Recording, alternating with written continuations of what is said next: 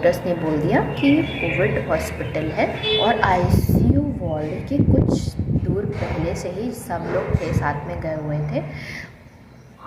भाई और मामा पापा के साथ एम्बुलेंस में थे और पापा एम्बुलेंस में भी बोल रहे थे कि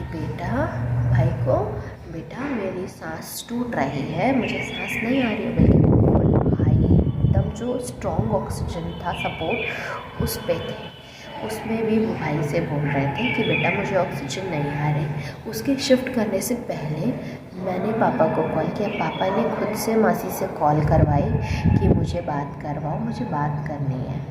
तो पापा को फ़ोन आया मेरे पास, मैंने वीडियो कॉल पे पापा से बात की। पापा ने सिर्फ यही पूछा मम्मा की तबीयत ठीक है? मैंने कहा हाँ मम्मा की तबीयत ठीक है। कहते बात कराओ। मैंने दिखाया, पापा पूछे तुम्हारी तबीयत ठीक है? मम्मा ने कहा हाँ ठीक है। मम्मा मेरी इतना भी नहीं पूछ पाई पापा को कि आप ठीक हो कि नहीं ठीक हो, क्योंकि उनकी कंडीशन नहीं सही थी। वो बस मेरे अंदर बस इतना चल रहा था कि पापा ज़्यादा बोले नहीं, उन्हें बहुत तकलीफ़ हो रही है। तो वो बस हाँ बस इतना हुआ कि पापा ने बोला, मम्मा ने बोला हाँ मैं ठीक हूँ। और फिर उसके बाद बोला मैंने पापा बस अब जो जल्दी से ठीक हो के घर आ जाओ, बस अब जल्दी से ठीक हो के घर आ जाओ। कहते हैं ठीक है। फ़ोन रख दिया। उसके बाद फिर फ़ोन कॉल्स होने लगे, बात करने लगी मैं इधर उधर। फिर मेरे मन में एक बारी आया कि मैं पापा से एक बारी और देख लूँ, उनको एक बारी और बात कर लूँ। मैंने मासी को फिर से कॉल किया। मैंने उन्हें फिर से बोला मासी पापा से बात कराओ ना, बहुत मन कर रहा है उनको देखने का।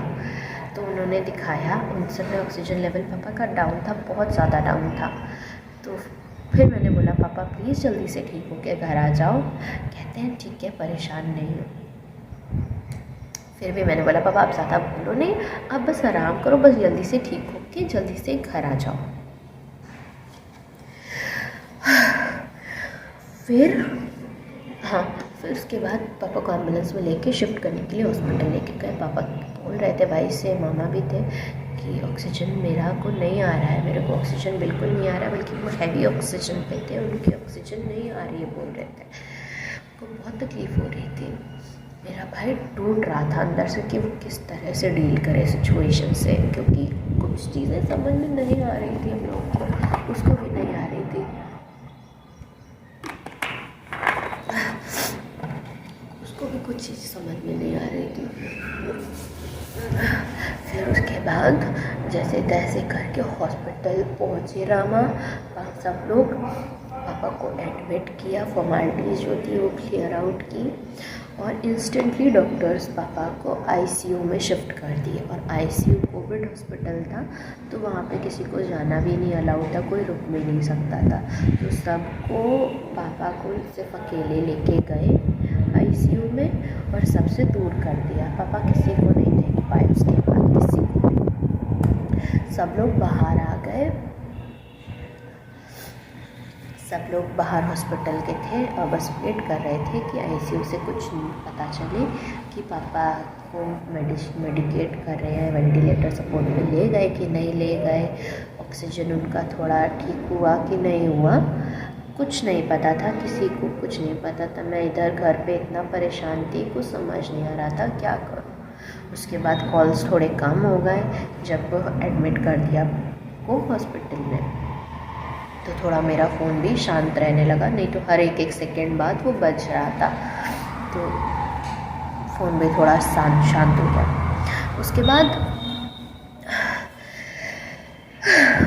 बाद मेरे पास भाई का फ़ोन आया कि दीदी अभी परेशान नहीं हो, पापा को एडमिट कर दिया है, उनको आईसीयू में शिफ्ट कर दिया है डॉक्टर्स ने, हम लोग को जाने नहीं दे रहे हैं, कोविड हॉस्पिटल है, हम लोग सब लोग बाहर वेट कर रहे हैं। अभी कॉल करके पूछेंगे आईसीयू में पापा को कुछ चाहिए तो नहीं, या क्या मतलब कंडीशन है उनकी, डॉक्टर्स बताएंगे। तो मैंने कहा ठीक है, बट एक चीज़ होती है ना कि आपको अंदर से कुछ ना कुछ शायद फील होने लगता है, शायद कुछ ना कुछ मेरे अंदर फीलिंग आ रही थी उस पॉइंट पे या नहीं, पता नहीं। उस भाई ने जब मेरे को ये बताया कि पापा को एडमिट कर लिया गया है, उसके पहले मैं बहुत परेशान थी, बहुत ज़्यादा परेशान थी। और इस कॉल के बाद मुझे थोड़ा सा रिलीफ हो जाना चाहिए था कि हाँ अभी पापा को प्रॉपर ट्रीटमेंट मिलेगा, वेंटिलेटर डॉक्टर्स बोल रहे थे उनको ज़रूरत है, तो वेंटिलेटर्स का भी अरेंजमेंट हो गया आईसीयू में भी शिफ्ट कर दिया है। जो जो चीज़ें पापा को चाहिए ठीक करने के लिए सब कुछ अवेलेबल है वहाँ पर। बट उसके उस कॉल के बाद से जैसे ही भाई ने कॉल कट किया, दीदी परेशान नहीं हो, अभी सभी ठीक है, पापा को लेके गए, अभी पापा ठीक हो जाएंगे। जैसे ही उसने ये बोल के फ़ोन कट किया है, पता नहीं क्यों मुझे रिलैक्स 1% का नहीं हुआ, बल्कि मैं जितना परेशान थी उसके पहले 100 टाइम्स ज़्यादा मेरा दिल एकदम ऐसे ऐसे धक धक कर रहा था। इतनी फास्ट थी मेरी पल्स कि मुझे चेस्ट में पेन होने लगा था, इतना फास्ट था। मुझे इतना अंदर से इतना ज़्यादा डर लगने लगा, लेकिन मैं कुछ नहीं बोल सकती थी किसी से। मेरे आंसू नहीं रुक रहे थे, बट मैं खुद को कंट्रोल कर रही थी। छुप छुप के मैं थोड़ा सा आंसू बहा रही थी मम्मा से दूर हट के, बट मैं मम्मा को नहीं बता सकती थी कुछ भी, क्योंकि उनकी कंडीशन नहीं सही थी। उसके बाद जो हुआ, उसके बाद जब उधर को लेके गए, आधा 1 घंटा हो गया वहाँ से हॉस्पिटल में आईसीयू वार्ड से कोई भी कॉल नहीं आया। मामा लोगों ने, भाई ने कॉल किया कि कुछ अपडेट मिले, क्या कंडीशन है पापा की, तो कॉल आंसर नहीं हुआ। तो फिर उसके बाद वो लोग ने पूरा दिन से सुबह से कुछ खाए नहीं थे, तो वो लोग चले गए थोड़ा सा कुछ खाने पीने के लिए कि अब थोड़ा सा रिलीफ है, थोड़ा कुछ खा पी लेते, फिर उसके बाद आके देखेंगे क्या है। सब लोग चले गए ढाबा खाना खाने के लिए, और जब वो लोग वहीं पे ही थे, यहाँ मैं घर पे थी। मुश्किल से 10 से 15 मिनट के भाई से बात करने के बाद 15-20 मिनट या आधा घंटा हुआ होगा, 30 मिनट्स मैक्स टू मैक्स। इतनी उस टाइम पे 11:30 पौने 12, शायद 12 बज गए थे, मुझे नहीं टाइम याद है। इतनी गंदी वाली आंधी आई, और वो आंधी की जो आवाज़ थी ना, वो मुझसे बर्दाश्त नहीं हो रही थी। मैं इस तरह से कान बंद करके बैठी हुई थी, इतना ज़्यादा वो आवाज़ मुझे इरिटेट कर रही थी, परेशान कर रही थी। मैं परेशान में थी, बट वो आंधी के शोर से, आवाज़ से मैं इतना पैनिक कर रही थी, मुझे कुछ समझ में नहीं आ रहा था। चाची अपने घर से कुछ थोड़ा खाना बना के लाई थी, वो खाना नहीं उतर रहा था गले से। मैं कुछ नहीं खा पाई, कुछ भी नहीं बोल रहे थे, बेटा खा लो, तुम ठीक हो, तुम ही ठीक रहो, देखना है मम्मा को, सबको देखना है, पापा ठीक होके घर आएंगे, उनकी ध्यान रखना है, कैसे करोगे अगर खुद नहीं खाओगे पियोगे। तो ये सब सुन के तो मुझे भी लगा कि नहीं सही बात है, अगर मुझे कुछ हो गया तो फिर कैसे चीज़ें मैनेज करूँगी मैं। तो मैं थोड़ा थोड़ा ज़बरदस्ती कुछ ना कुछ खाती रही, थोड़ा थोड़ा पुश करके, नहीं उतर रहा था मेरे गले से, बिल्कुल भी नहीं उतर रहा था, बट मैं थोड़ा सा पुश करके, थोड़ा सा करके मैं कुछ खाई। मम्मा को भी मैंने बोला कि मम्मा आप ही खा लो, बट उस टाइम पे आंधी बहुत तेज़ थी, मेरे से बिल्कुल बर्दाश्त नहीं हो रही थी उसकी आवाज़। ठीक है, फिर उसके बाद बारिश होने लगी, बहुत कस के बारिश हुई, गंदी वाली काली वाली आंधी आई थी उस दिन। लाइट चली गई। चाची के पास फ़ोन आया कि चाचा की तबीयत नहीं सही है। चाचा घर आ गए थे। चाचा बोल रहे थे उनकी तबीयत नहीं सही लग रही थी, उनको फीवर लग रहा था, अंदर से उनको वीकनेस लग रही थी। तो चाची भी परेशान हो गई, क्योंकि चाचा भी पापा के पास थे, तो शायद उनमें कोई सिम्टम ना हो गया, इसलिए। तो मैंने खुद से ही बोला, वो आंधी जैसे ही थमी, बारिश बंद हुई, चाची ने बुला लिया मैं को। चाची कहती है कि बोल रही थी, वैसे मैंने उन्हें बोला था कि आप रुक जाओ, बट जैसे ही उन्होंने चाचा का फ़ोन आया कि उनकी तबीयत नहीं थी, मैंने खुद से बोला चाची आप चले जाओ, हम लोग मैनेज कर लेंगे। तो फिर चाची ने मैं को बुलाया और चाची चली गई। जैसे ही आंधी थमी, बारिश थमी, चाची चली गई। घर पे मैं और मम्मा अकेले थे। बज गया था लगभग 12:30। चाची चली गई, लाइट नहीं आ रही थी, इन्वर्टर था बट लाइट नहीं आ रही थी, चारों तरफ अंधेरा था। आंधी की आवाज़ें, जो आंधी की भड़भड़ थी, ऊपर शीट घर पे लगी है, वो इतनी ज़ोर की आवाज़ कर रही थी, उसकी आवाज़ कान में मुझे फ्रस्ट्रेट कर रही थी, बहुत परेशान कर रही थी। मैं कंट्रोल कर रही थी कि मैं नॉर्मल रहूँ, पैनिक ना करूँ। मम्मा के सामने तो बिल्कुल मत पैनिक, बिल्कुल ना पैनिक करो। मैं किचन में जाके थोड़ा सा मम्मा से हट के कुछ ना कुछ आंसू बहा रही थी, बट मैं मम्मा के सामने ठीक थी, कंट्रोल में थी, खुद को काबू करके रखा हुआ था मैंने। फिर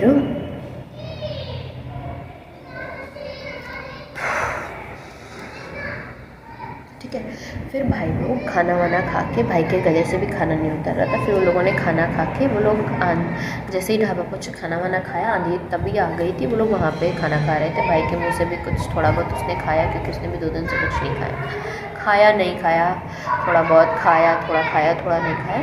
फिर उसके बाद खा के वो लोग वापस से हॉस्पिटल आ गए। चलो, चाची यहाँ से घर जा चुकी थी अपने। मैंने कॉल किया, मामा को कॉल किया, मामा का कॉल नहीं आंसर हुआ। मैंने मौसी को कॉल किया, मौसी से बात हुई तो मौसी बोलती हैं कि बेटा अभी बात नहीं हुई है अंदर, मतलब उस टाइम तक कोई भी, मतलब एक बार भी बात नहीं हुई थी जब से आईसीयू में पापा को लेके गए थे। 12:30 बजे के 12:30 बजे के आसपास तक, हाँ 12:30 बजे के आसपास तक किसी से कोई बात नहीं हुई थी आईसीयू में पापा को ले जाने के बाद। तो वो लोग भी परेशान थे, कॉल कर रहे थे। तो मेरी मासी से बात हुई, उन्होंने मुझे बोला बेटा अभी कोई बात नहीं हुई है, परेशान नहीं हो, सब ठीक ही होगा, पापा को देख रहे हैं डॉक्टर्स। मैंने कहा चलो ठीक है, बट मैं अंदर से बहुत वरिड थी। मैंने उनसे पूछा भी कि मौसी पापा के साथ रात में कौन रुक रहा है वहाँ हॉस्पिटल में। तो उन्होंने मुझे बोला कि बेटा यहाँ पे किसी को जाने तो दे नहीं रहे अंदर, मतलब बाहर ही रुकना है। तो बाहर रुकने का क्या मतलब है, सब लोग आ जाएंगे घर, सुबह वापस से आ जाएंगे, क्योंकि यहाँ पे डॉक्टर्स देख रहे हैं, किसी चीज़ की कोई ज़रूरत पड़ेगी नहीं, अंदर हॉस्पिटल में किसी को जाने नहीं देंगे। तो ये चीज़ मुझे इतनी ज़्यादा अजीब लगी। मैंने बोला आप ऐसे क्यों बोल रहे हो, पापा को अकेले छोड़ दो कि वहाँ पे कोई नहीं रुकेगा, वहाँ पे कोई भी नहीं रुकेगा। तो मैंने कहा कोई तो रुक जाना, पापा अकेले होंगे, उन्हें कुछ चाहिए होगा, या डॉक्टर्स को कुछ चाहिए होगा, कोई तो होगा तो ला के दे सकेगा। तो कहती है चलो ठीक है देखते हैं, बस हाँ इतना कहती है चलो ठीक है देखते हैं। और फिर उन्होंने फ़ोन कट कर दिया। मैंने कहा चलो ठीक है। मैं भी एक ही बात सुन के मैं ज़्यादा परेशान हो गई थी कि वहाँ पे कोई रुकने के लिए नहीं तैयार है।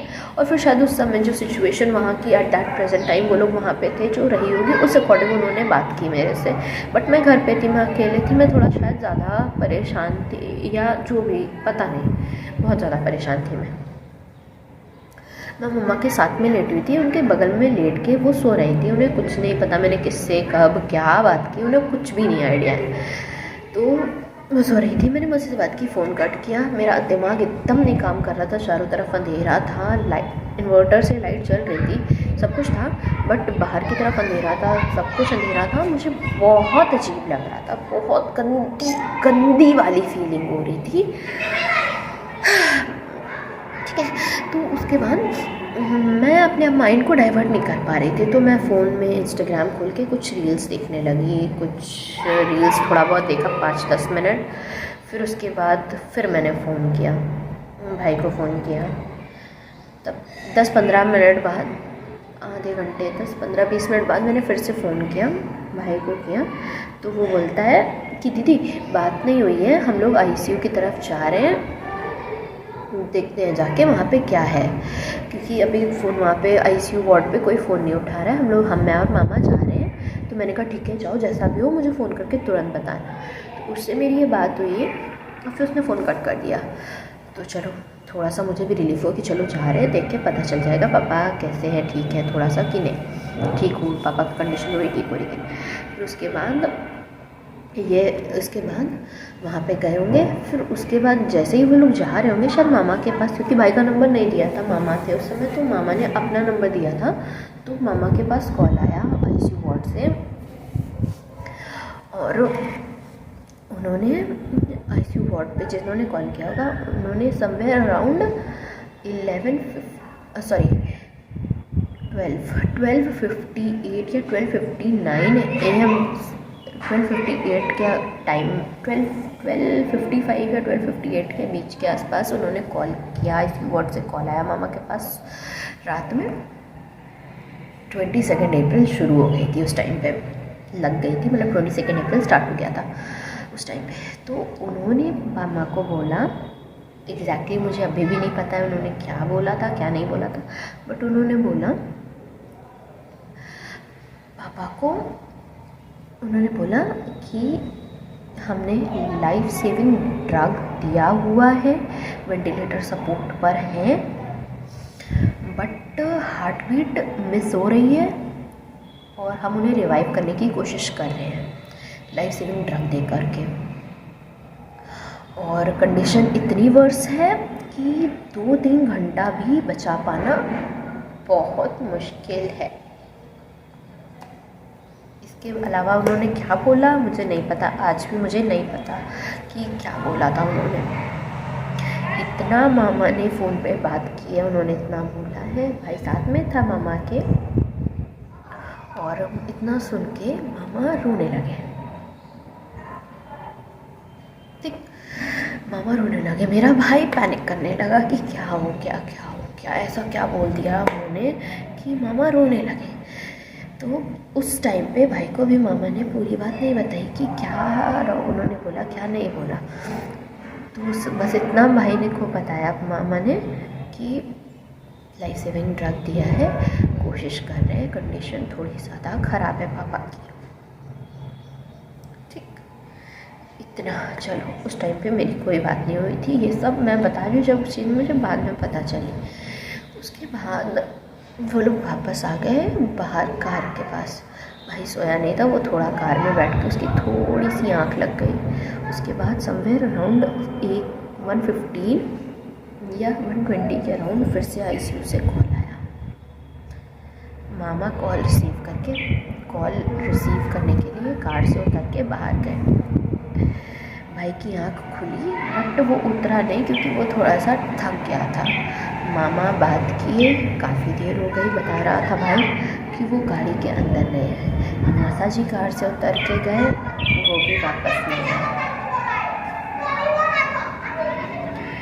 फिर उसके बाद भाई उतर के गया देखने की इतनी देर हो गई, लोग वापस क्यों नहीं आ रहे, ऐसा क्या बात बोल दी डॉक्टर्स ने वो आईसीयू वार्ड से। और जब वो गया तो मामा जी सब रो रहे थे। And that was the time पापा हम लोग को छोड़ के जा चुके थे। ही लेफ्ट अस।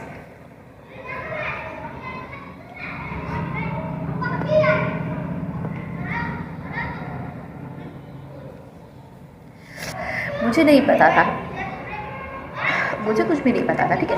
ये सब चीज़ें मैं वो बता रही हूँ जो मुझे बाद में पता चली। मुझे कुछ भी नहीं पता था। उन लोगों को पता चल गया 1:30 बजे के आसपास। ये सब 1:15 से 1:20 के बीच में हुआ।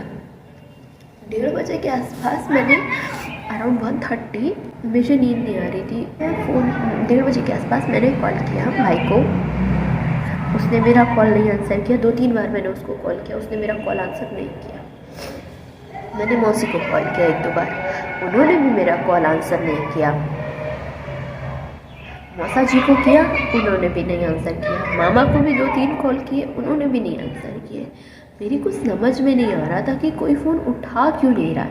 But somewhere in the my mind कि ये था कि शायद वो लोग आईसीयू की तरफ गए होंगे और वहाँ पे डॉक्टर से बात कर रहे होंगे या कुछ होगा, तो इसलिए शायद कॉल कोई आंसर नहीं कर रहा है।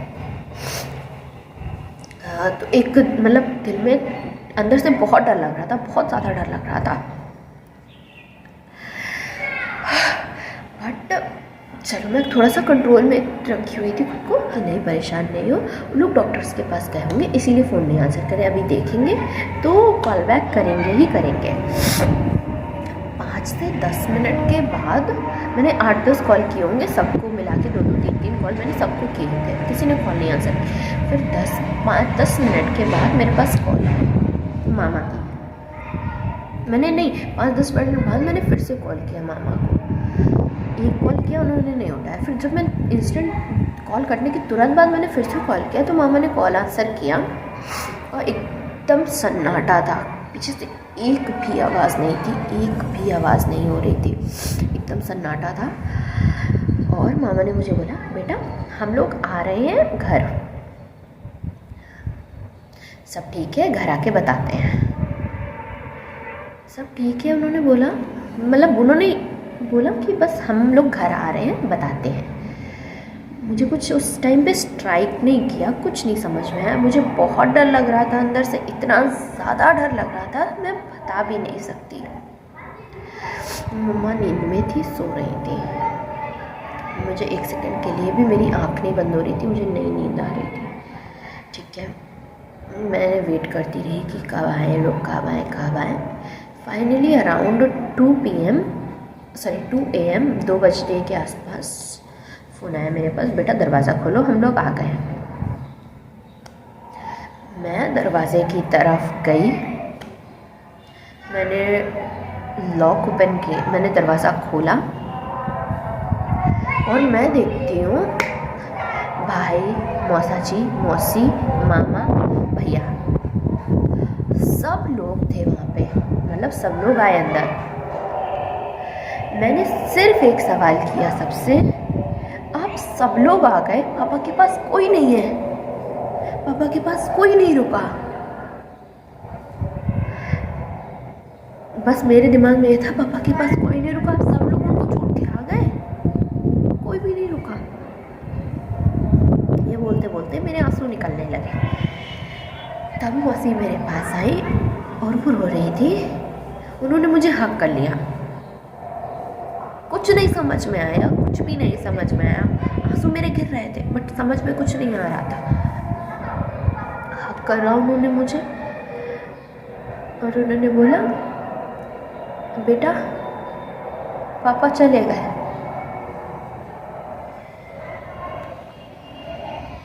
उन्होंने बोला, बेटा पापा चले गए।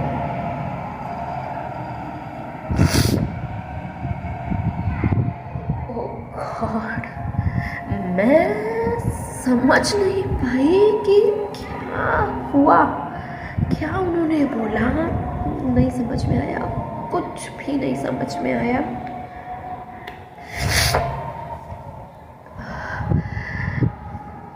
बिल्कुल दिमाग ही नहीं काम कर रहा, क्या कुछ कुछ कुछ कुछ भी नहीं समझ में आया। भाई अंदर गया, मैं दरवाजे पे ही थी, मौसा जी आए, मौसी से मैं थोड़ा दूर हटी, मौसा जी ने हक कर लिया बट बोले, बेटा रो नहीं, हम हैं।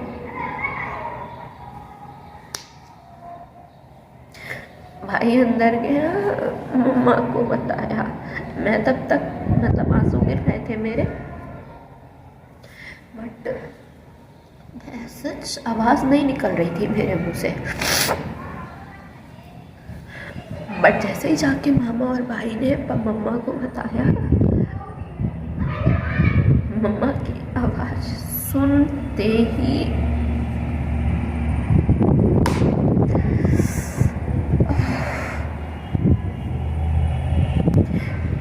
कुछ ना कुछ हल्का सा बिलीव आया कि हमने पापा को खो दिया है,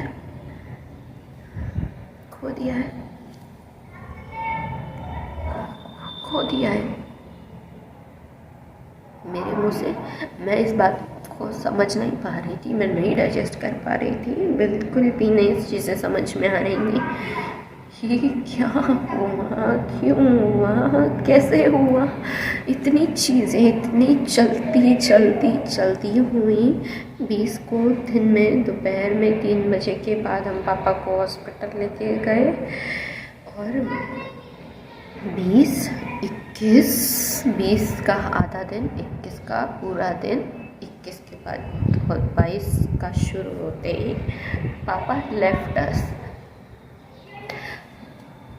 और 24 अप्रैल को मेरा बर्थडे इतना अनलकी, लाइक वर्स्ट, लाइक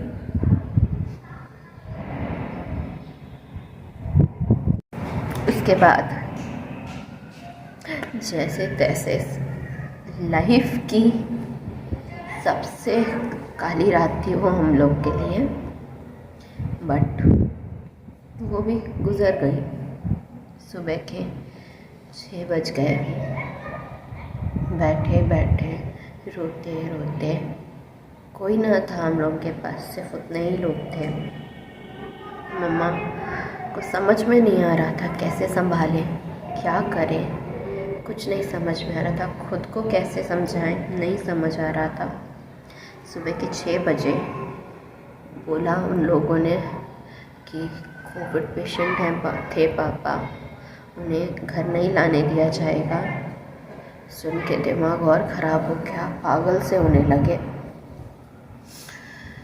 पहले तो बोला गया, मामा बोल रहे थे कि नहीं ले जाते हैं हॉस्पिटल, बट अंदर से मन नहीं मान रहा था।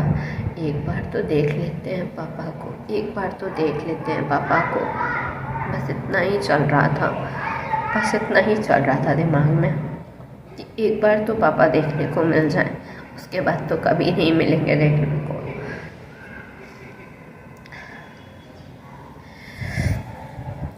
सात बजे के आसपास हम लोग निकले हॉस्पिटल जाने के लिए। सुबह 22 अप्रैल मम्मा, मैं, सब लोग। भाई पहले चला गया था क्योंकि कुछ फॉर्मेलिटीज़ थी हॉस्पिटल की जो पूरी करनी थी। हम लोग गए, जैसे तैसे कुछ पे काबू करके। फॉर्मेलिटी प्रोसेस में इतना ज़्यादा टाइम लग गया कि हम लोग पूरा दिन वेट करते करते शाम के 4 बज गए। स्टिल हम लोग पापा को नहीं देख पाए थे। और जब भी वो टाइम आया कि नहीं अभी आप देख सकते हो पापा को, मन कर रहा था जाके देखने का पापा को, बट अंदर से हिम्मत नहीं हो रही थी उन्हें इस कंडीशन में इस तरह से देखने की। नहीं हो रही थी, बिल्कुल हिम्मत नहीं हो रही थी, बिल्कुल भी हिम्मत नहीं जुटा पा रहे थे। बट अंदर ही मन में ये था कि देख लेते हैं, चलते हैं, कैसे भी करके हिम्मत करते हैं, क्योंकि लास्ट है। आज के बाद नहीं देख पाएंगे कभी पापा को, कभी भी नहीं देख पाएंगे, ऐसे भी नहीं देख पाएंगे। सिर्फ यही चल रहा था दिमाग पे। जैसे तैसे हिम्मत करके गए, उसमें भी बहुत टाइम लग गया। तो लोग पापा को बाहर लाने में हम लोगों ने बहुत वेट किया, आधा घंटा लगभग, 4:30 बज गया था। आधा घंटा फिर वेट किया, उधर पे बैठ के हम लोगों ने रोते रहे, टूटते रहे, बट वेट किया। वो लोग लाए पापा को। कोविड हो गया था पापा को, तो एट दैट पॉइंट तक ऑल्सो पापा की RT-PCR रिपोर्ट नहीं आई थी RT-PCR रिपोर्ट नहीं आई थी पापा की RT-PCR। हम लोग वेट कर रहे थे कि वो लोग पापा को लेके आएंगे, और वो लोग पापा को लेके आए। PPE किट उन्होंने पहनी हुई थी, 2 लोग थे, स्ट्रेचर पे पापा को लेके आए। एम्बुलेंस खड़ी थी, पापा को पूरा रैप किया हुआ था, जैसे कोविड पेशेंट्स को, कोविड बॉडीज़ को रैप करते हैं। दिल टूट गया यार, अंदर से बिल्कुल टूट गया दिल अंदर से देख के।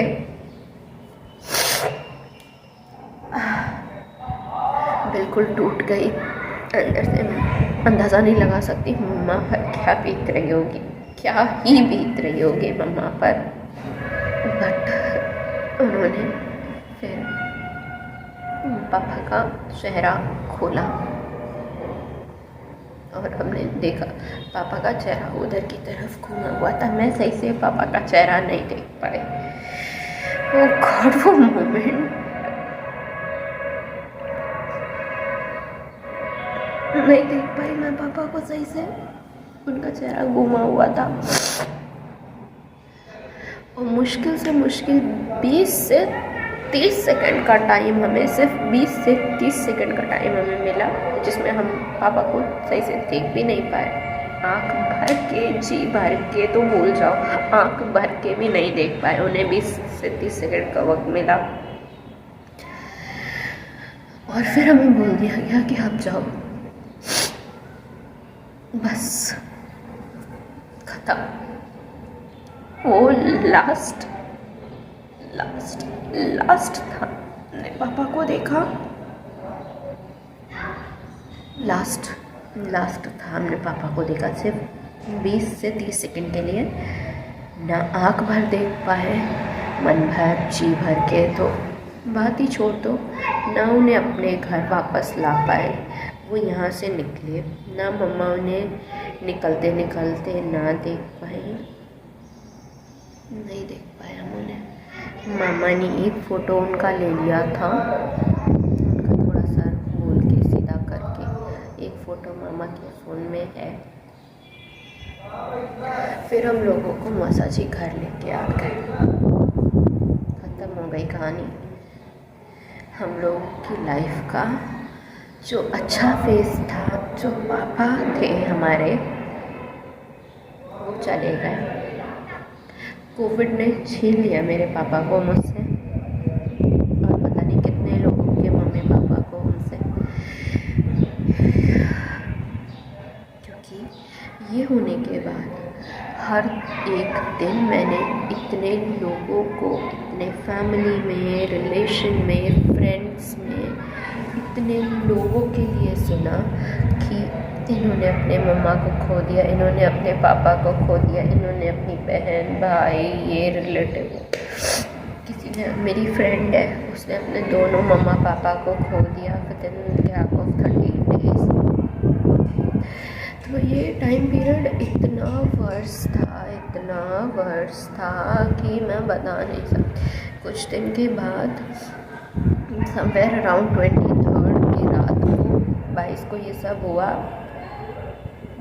उसके बाद हम लोग घर आ गए, भाई पापा सब लोग घाट गए। 23rd अप्रैल को रात में समवेयर अराउंड 8 और 9 PM के बीच में पापा का RT-PCR रिपोर्ट आया, जो कि पॉजिटिव था। CT स्कोर उनका 19 था, लाइक कोविड-19 जो एग्जैक्ट है, CT स्कोर उनका 19 था। हम लोग सिर्फ ये सोच रहे थे क्या करें अब हम इस रिपोर्ट का, पापा तो चले गए, क्या करें अब हम इस रिपोर्ट का, कौन से डॉक्टर के पास लेके जाएं, क्या करें। बस एट दैट मोमेंट सिर्फ ये चल रहा था कि बाकी सबका रिपोर्ट पॉजिटिव ना आए, सबका टेस्ट कराना ज़रूरी था। सबका टेस्ट हुआ, सबका टेस्ट नहीं हुआ, मतलब मामी नानी और मम्मी मेरी, क्योंकि सब लोग, तीनों लोग की तबीयत नहीं सही थी, और नानी और मामी में पॉजिटिव सिम्टम्स थे भी। तो हम लोगों ने प्राइवेट लैब से बुला के बंदे को लोगों का सैंपल दिया। 2 दिन के बाद इन लोग की रिपोर्ट आई, 2 दिन के बाद इन लोगों की रिपोर्ट आनी थी, 48 आवर्स का टाइम लग रहा था। और 22 अप्रैल को पापा हमें छोड़ के गए। 23 अप्रैल को उनकी कोविड पॉजिटिव रिपोर्ट आई। 24 अप्रैल को थी मेरी बर्थडे। जिस दिन सारी चीज़ें होती हैं, जो भी चीज़ें होती हैं, वो सारी चीज़ें हुई पापा के लिए, और उस दिन था मेरा बर्थडे।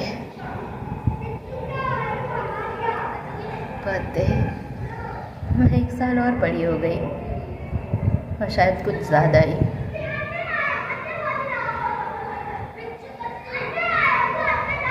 पहला बर्थडे मैंने अपना मनाया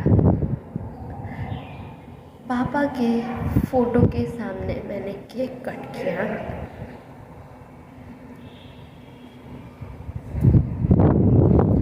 वो मोमेंट मेरे लिए क्या था,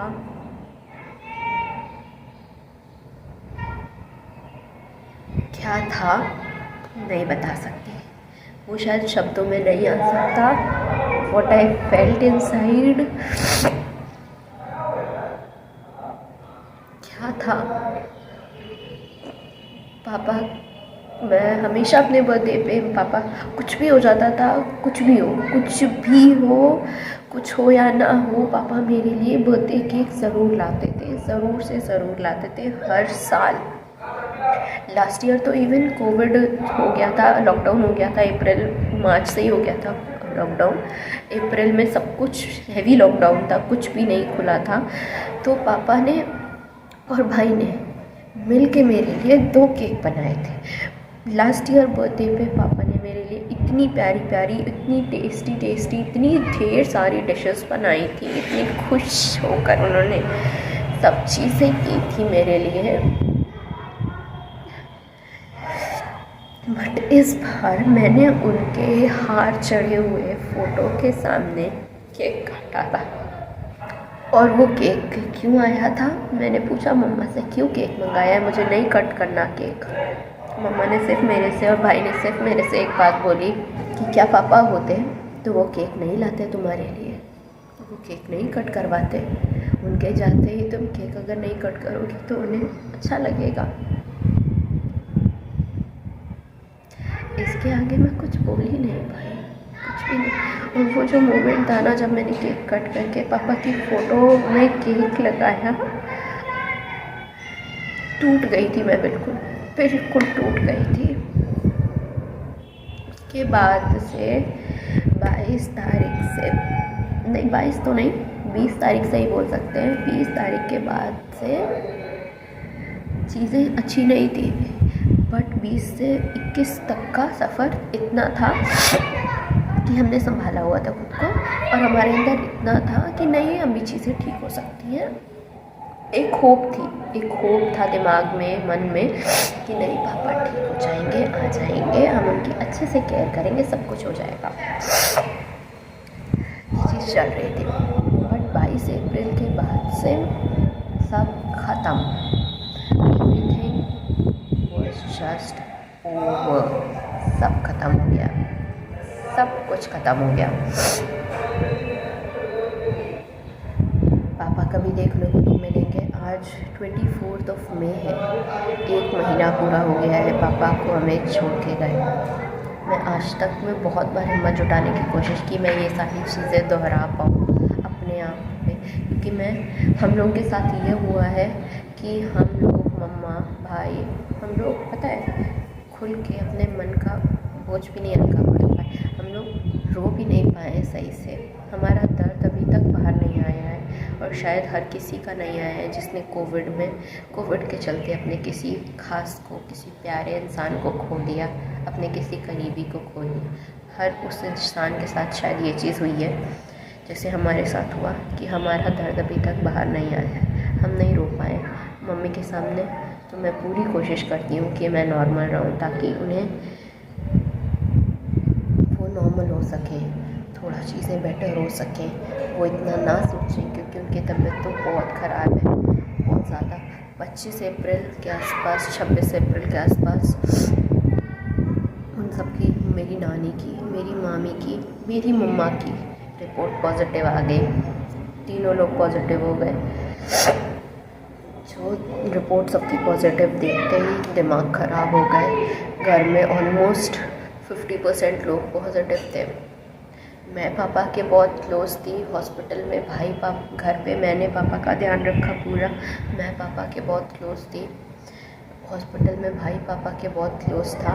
मामी नानी पॉजिटिव थी ही, वो लोग मामा उनके बहुत क्लोज़ थे। तो अब ये हुआ, जितने लोग बचे हैं वो लोग भी अपना टेस्ट करा लें कि नेक्स्ट डे 24 अप्रैल को ही दिन में हम लोग गए अपना टेस्ट कराने के लिए। एंटीजन और RT-PCR दोनों करवाया। एंटीजन टेस्ट हम लोगों का नेगेटिव था, बट एंटीजन मामा का पॉजिटिव आ गया, जो चीज़ और ख़राब हो गई। लाइक हम लोग में 50% में 60% लोग पॉजिटिव हो गए थे हमारे घर में।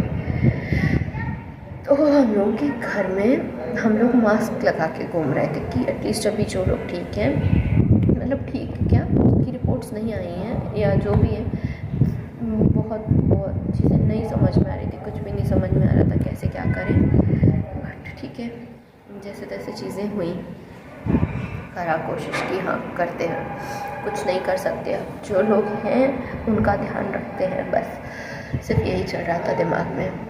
खुद को संभालते हुए, मम्मा को संभालते हुए सब चीज़ें की, क्योंकि मम्मा भी मेरी पॉजिटिव थी। उन्हें जैसे तैसे हिम्मत करके 2 दिन बाद हमने बताया कि मम्मा प्लीज़ दवा लो, खाना टाइम पे खाओ, सब कुछ करो, क्योंकि आपकी रिपोर्ट पॉजिटिव है। उसके पहले ना वो कुछ खा रही थी, ना वो दवा ले रही थी, कुछ भी नहीं। बट उन्हें जैसे ही बताया, वो कहती हैं ठीक है, तुम लोग, 2 भाई तो उनके पास ही था, से दूर रहो, तुम ठीक हो, तुम ठीक रहो, मैं ठीक हूँ, मुझे दवा दे दो। वो कभी दवा नहीं खाती थी, बट उस टाइम पे उनको बताने के बाद कि आपकी रिपोर्ट पॉजिटिव है, वो खुद बोलते थे मुझे दवा दे दो। उनके गले से दवा कभी नहीं उतरी है, लेकिन उन्होंने ज़बरदस्ती हम लोगों के कहने पे दवा ली। धीरे धीरे करके सब चीज़ें रिकवर हुई। फिर हम लोगों ने अपना टेस्ट कराया, जिसमें मेरा भाई भी पॉजिटिव हो गया।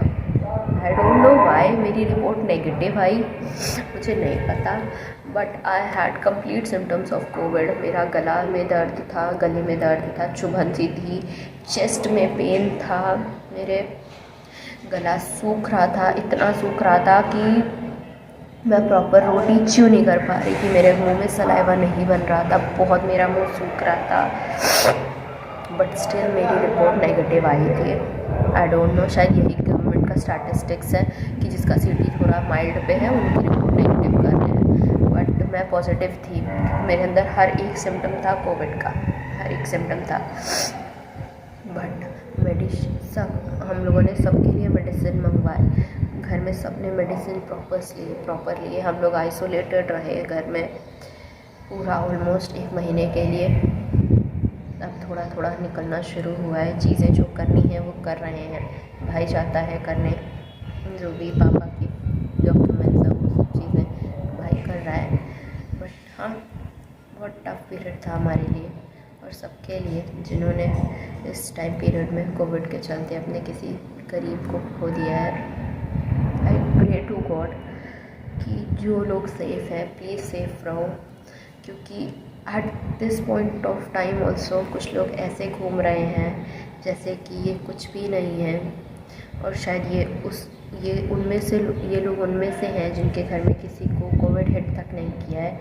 एंड आई एम ग्रेटफुल कि आपको हिट नहीं किया है, भगवान न करे कि आपके घर में किसी को कुछ भी हो या कोई भी आप में कोई सिम्टम आए, बट प्लीज़ ध्यान रखो, क्योंकि हम में से बहुत ऐसे लोग हैं, क्योंकि ये चीज़ शायद उन लोग को ज़्यादा समझ में आ रही है या ज़्यादा समझ रहे हैं जिसका कोई करीबी हॉस्पिटल में दौड़ भाग रहा है, हॉस्पिटल में जिसका ऑक्सीजन गिर रहा है, या जिसने किसी अपने खास को खो दिया है, या जो अपने किसी खास को उस खोने की कगार पे है, या जिसके घर में सब पॉजिटिव हैं। और सबसे वर्स्ट कंडीशन तो यहाँ पे है कि अगर आप अपने किसी खास को खो रहे हो तो उसको जी भर के देख नहीं सकते, उसको गले नहीं लगा सकते, उसके पास जा नहीं सकते, उसको छू नहीं सकते, उसको वापस से अपने घर नहीं ला सकते, उसके लास्ट रिचुअल्स के लिए कुछ नहीं कर सकते, कुछ भी नहीं कर सकते। At this point of time आपके घर पे कोई आ नहीं सकता, आप अकेले हो, सिर्फ अकेले। आप मेंटली टूट चुके हो, फिज़िकली टूट चुके हो, इमोशनली टूट चुके हो, सब कुछ एट वर्स्ट स्टेज पे है। प्लीज़ ध्यान रखो अपना, अपने परिवार का ध्यान रखो। अगर आप सेफ़ हो तो सेफ़ रहो, डबल मास्क पहनो, बस अपनों का ध्यान रखो, अपने करीबियों का ध्यान रखो, अपने परिवार का ध्यान रखो, प्लीज़ ध्यान रखो। हमने अपने पापा को खो दिया, मैंने अपने पापा को खो दिया, मेरे फ्रेंड ने अपने पापा को खो दिया, मेरी एक फ्रेंड ने अपने मम्मी पापा को खो दिया, दोनों को खो दिया। मेरे एक फ्रेंड ने अपनी दादी को खो दिया, मेरे एक फ्रेंड ने अपनी मम्मी को खो दिया। इतने सारे केसेस सुन ले। मेरी मामी ने अपने चाचा को खो दिया। इतने सारे लोगों ने इतने सबको खो दिया है, अपने करीबियों को, कि कुछ सही नहीं चल रहा है इस टाइम पे। प्लीज़ आई बेग, प्लीज़ अपना ध्यान रखो, अपने परिवार का ध्यान रखो। कुछ भी लगे, हमारी तरह कोई लापरवाही मत करना। हम अपने पापा को कोविड की एक भी दवा घर पे रहते नहीं दे पाए थे कि वो कुछ तो स्टेबलाइज हो जाए, कुछ रिकवर कर पाए, कुछ नहीं कर पाए। प्लीज़ ध्यान रखो, जो भी गाइडलाइंस है प्रॉपर्ली फॉलो करो।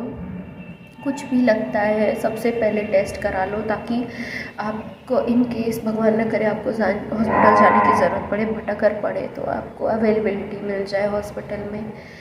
सब कुछ ध्यान रखो, स्टीम लेते रहो, गर्म पानी पीते रहो, गर्म करो, बस अपना ध्यान रखो और सबका ध्यान रखो बस।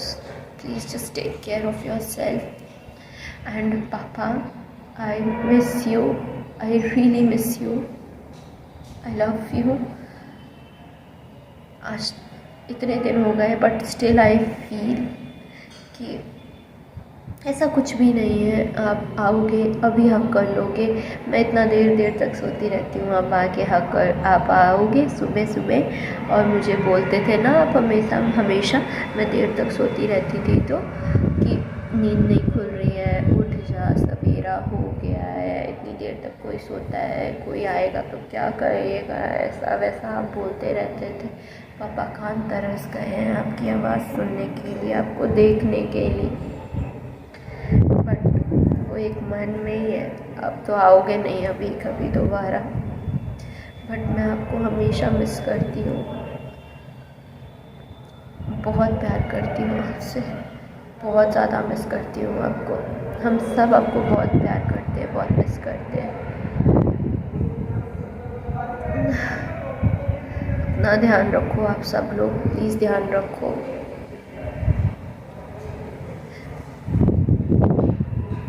प्लीज़ प्रे करना मेरे पापा के लिए कि उनकी आत्मा को शांति मिले और वो जहाँ भी है हमें आशीर्वाद देते रहें।